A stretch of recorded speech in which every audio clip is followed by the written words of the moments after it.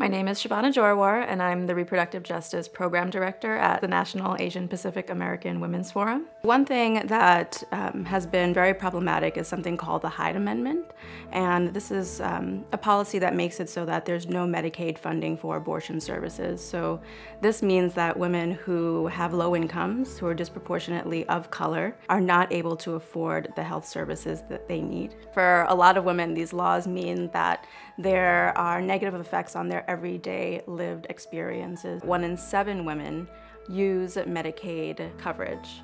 And so if abortion is not covered under Medicaid, it's an issue. We need to stop playing politics with women's health care.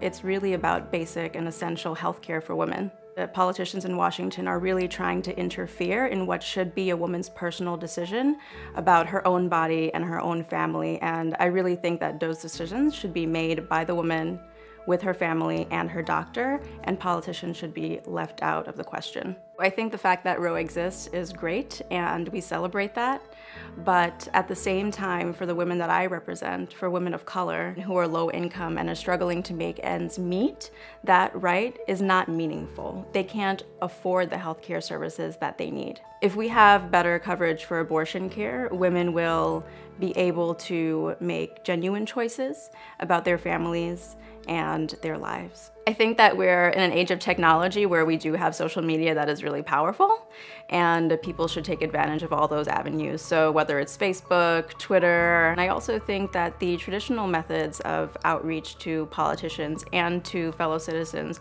are important as well. If we get this right, there will be federal coverage for abortion services, and all women will have the access to the reproductive health services that they need. There needs to be a groundswell of people and voices and women speaking up around these issues and contacting their politicians and really making some noise. I think that we have really been too silent for too long, and the point has come for us to take back what should be ours.